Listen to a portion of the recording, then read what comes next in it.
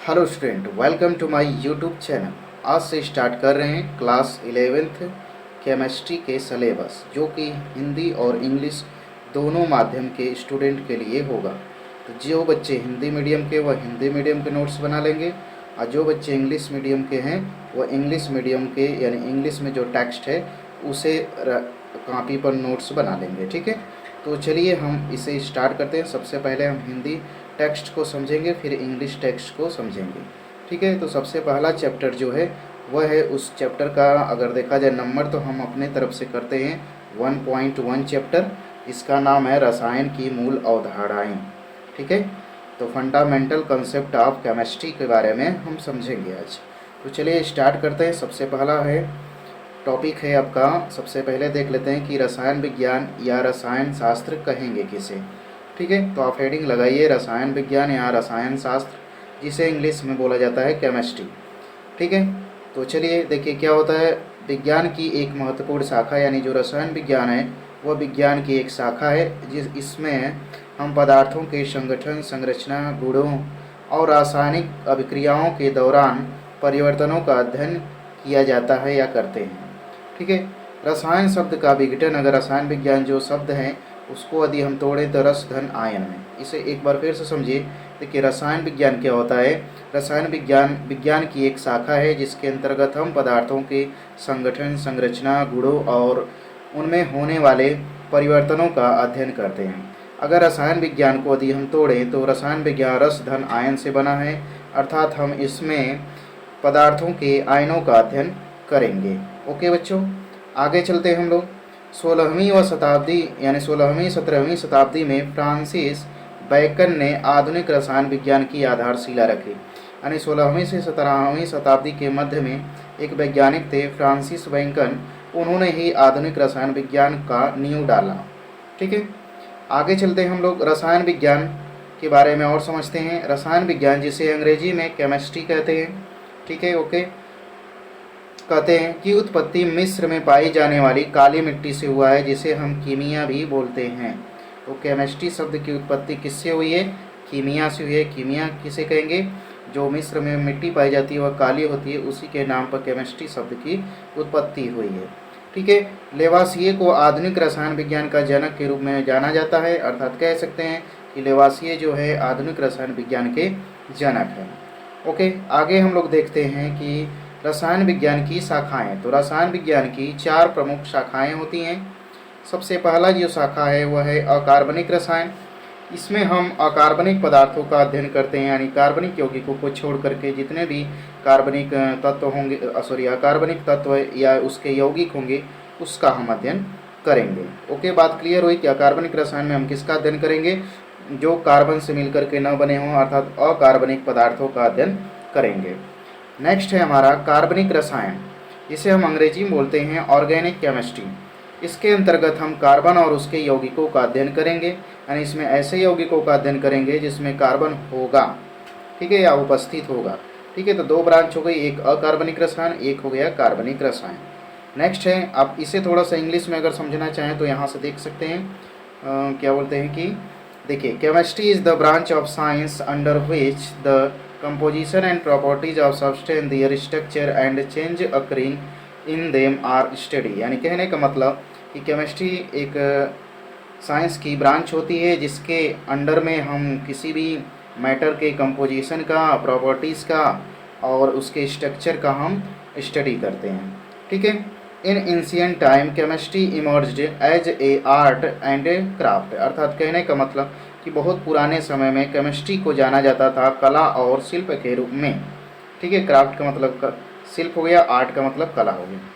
Bye the 17th century chemistry developed into art and craft, यानी कि 17वीं शताब्दी में जो केमिस्ट्री डेवलप हुई थी वह एक कला और शिल्प के रूप में विकसित हुई थी। ठीक है, डेवलप हुई थी। Chemistry was born in the middle of the 17th century, यानी कि केमिस्ट्री की जो उत्पत्ति अगर देखा जाए उत्पत्ति तो 17वीं शताब्दी यानी सेंचुरी के मध्य हुई थी।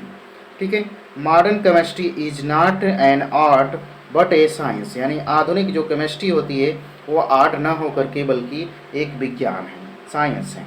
ओके, नेक्स्ट देखते हैं हम लोग chemistry is the experimental science, यानी जो केमिस्ट्री होती है वह एक्सपेरिमेंटल साइंस होती है which is related to the study of substance, जो कि सब्सटेंस के अध्ययन से रिलेटेड होती है। In view of extraordinary modern development of chemistry, it has been divided into many branches and sub branches, यानी केमिस्ट्री जो होती है बहुत सी शाखाओं और उप शाखाओं में विभाजित हुई है यानी वर्गीकृत हुई है। The four main branches of chemistry are the follows, जो केमिस्ट्री की मेन 4 ब्रांचेज होती हैं वह नीचे दी गई हुई हैं। ठीक है, सबसे पहले जो है वह है organic chemistry, inorganic chemistry. Under this, all the element and their compound are studied except organic compound, अर्थात ऑर्गेनिक कंपाउंड के अतिरिक्त जितने भी कंपाउंड होते हैं, ठीक है, या एलिमेंट्स होते हैं उसका हम अध्ययन करते हैं, लेकिन कार्बनिक कंपाउंड और एलिमेंट्स को छोड़ करके। ओके, नेक्स्ट है हमारा organic chemistry. Under this compounds of carbon are study, यानी इसके अंतर्गत हम कार्बन के कंपाउंड्स का स्टडी करते हैं। ओके, नेक्स्ट आपका है विश्लेषित रसायन, ठीक है, एनालिटिकल केमिस्ट्री। इसके अंतर्गत पदार्थों की पहचान तथा उसकी निर्धारित करने की विधियों का अध्ययन करते हैं। अर्थात कहने का मतलब यहाँ पर हम क्या करेंगे, एनालिटिकल केमिस्ट्री में कोई भी पदार्थ होगा उसका हम कैसे पहचान करेंगे और उसकी मात्रा को कैसे निर्धारित करेंगे, इन सारे के विधियों का हम अध्ययन करेंगे। ठीक है, कुछ इसमें जो विश्लेषित रसायन है उसकी कुछ उपशाखाएं हैं, जैसे कि औद्योगिक रसायन है। इसमें औद्योगिक क्षेत्रों में जो यूज होने वाले पदार्थ होंगे उनका हम अध्ययन करेंगे। जैव रसायन में जीवधारियों में होने वाली रासायनिक अभिक्रियाओं तथा जंतुओं और वनस्पतियों से प्राप्त पदार्थों का हम इसके अंतर्गत अध्ययन करते हैं, किसके, बायोकेमिस्ट्री के अंतर्गत। ओके, फिर एक कृषि रसायन, इसके अंतर्गत हम कृषि से संबंधित रसायनों का अध्ययन करते हैं, जैसे उर्वरक वगैरह हो गया, खाद जिसे बोलते हैं, इन सब का इसमें हम अध्ययन करेंगे। तो ये बेसिक चीज़ें हैं, थोड़ा आपको आइडिया होना चाहिए केमिस्ट्री के बारे में। बाकी आगे हम लोग जो आएगा मेन केमिस्ट्री से रिलेटेड कंसेप्ट उसे अच्छे से समझेंगे। यहाँ पे बस एक इंट्रोडक्शन है, इसमें ज़्यादा समय लेने की ज़रूरत नहीं, इसलिए थोड़ा हम स्पीड में आपको बता रहे हैं। ठीक है, तो चलिए आगे देख लेते हैं। अब इसी का इंग्लिश वर्जन देख लीजिए। फिजिकल केमिस्ट्री क्या होती है।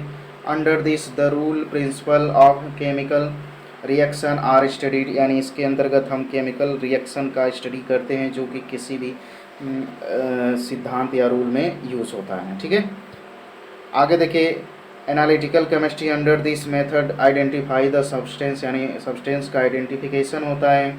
डिटर्मिनेशन ऑफ क्वांटिटी, इसकी क्वांटिटी का डिटरमाइन हम लोग करते हैं, इसका हम इसके अंतर्गत अध्ययन करते हैं।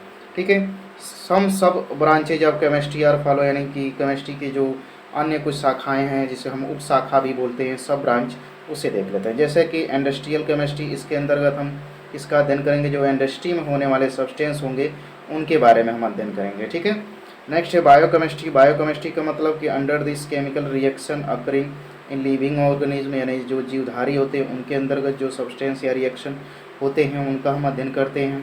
ठीक है, और उनसे जो भी सब्सटेंस हमें प्राप्त होता है उसका हम इसके अंतर्गत अध्ययन करते हैं। ठीक है, एग्रीकल्चर केमिस्ट्री में क्या होता है कि हम इसके अंतर्गत जो एग्रीकल्चर क्षेत्र में यानी रीजन में यूज होते हैं केमिकल वगैरह उसका हम अध्ययन करते हैं। ठीक है, इसके बाद एक क्लासिफिकेशन ऑफ सब्सटेंस है, यानी कि पदार्थों का वर्गीकरण है। इसे हम देखेंगे कैसे पदार्थों का वर्गीकरण किया गया है। तो देखिए, substance are classified into heterogeneous and homogeneous substance, element, compound and solution, यानी जो सब्सटेंस होते हैं उन्हें क्लासिफाइड किया गया है हेट्रोजीनस और होमोजीनस सब्सटेंस में।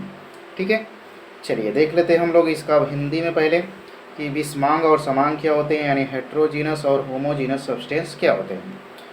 ओके, तो जिन पदार्थों में भिन्न भिन्न प्रकार के 2 या अधिक भाग होते हैं, यानी जिन पदार्थों में 2 या 2 से अधिक भिन्न प्रकार के तत्व उपस्थित होते हैं उसे हम विषमांग पदार्थ कहते हैं। जैसे कि जल और तेल का मिश्रण हो गया, जल और बर्फ का मिश्रण हो गया, ये सब क्या है, विषमांग पदार्थ हैं। ठीक है, जो कि आप क्लास 9th में भी पढ़ चुके हैं। यहाँ पे आपका एक तरह से रिवीजन है, ज़्यादा कुछ इसमें पहले चैप्टर में नहीं है, आपका क्लास 9th और 10th का ही मिक्स है।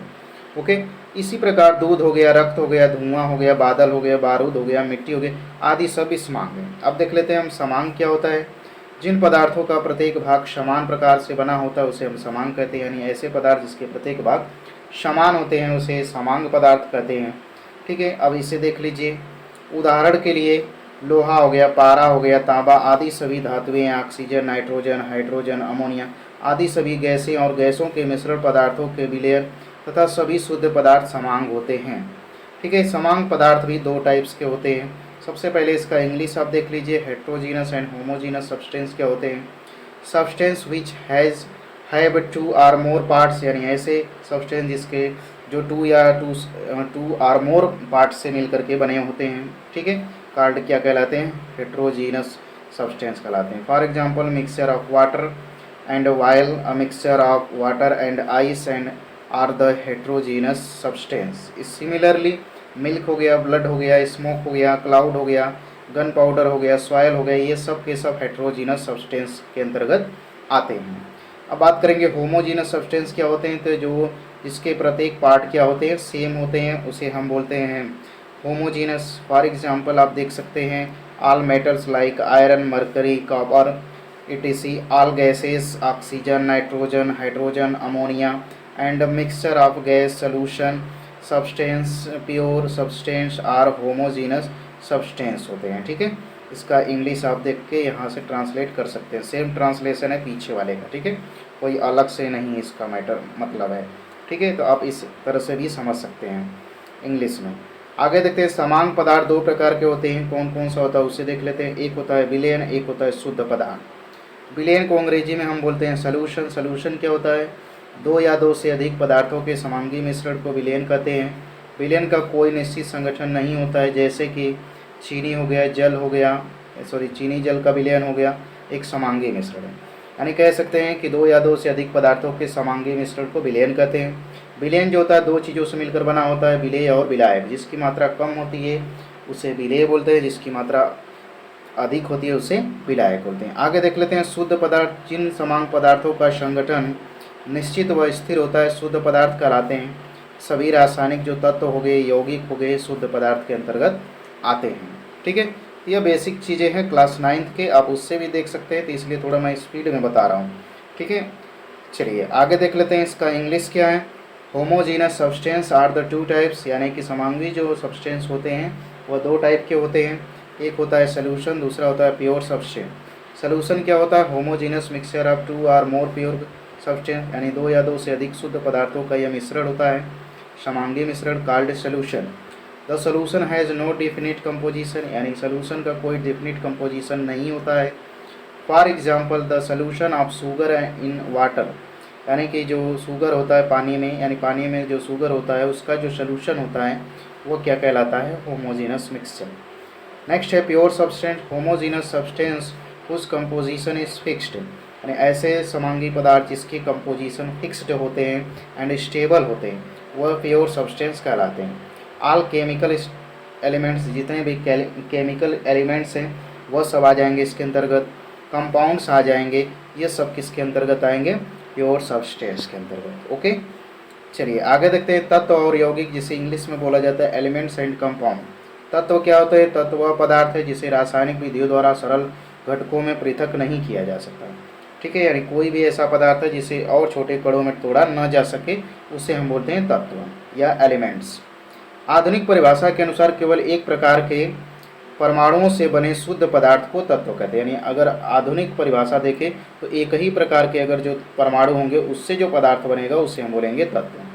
तत्व संक्षेप में उनके घटक परमाणुओं के रासायनिक प्रतीकों द्वारा प्रदर्शित करते हैं, यानी जो तत्व होते हैं जो परमाणु होता है उसी से इसे प्रदर्शित करते हैं। जैसे हाइड्रोजन को अगर प्रदर्शित करते हैं तो हाइड्रोजन जो होता है उसे H से प्रदर्शित करते हैं, तो सीधे आप लिख देंगे H। ठीक है, ऑक्सीजन है तो O लिख देंगे, नाइट्रोजन है तो N लिख देंगे, ऐसे करके इसे रिप्रेजेंट किया जाता है। जैसे कि यहाँ पे आप देख सकते हैं उदाहरण हाइड्रोजन को H से, नाइट्रोजन को N से, ऑक्सीजन को O से, आदि तत्व।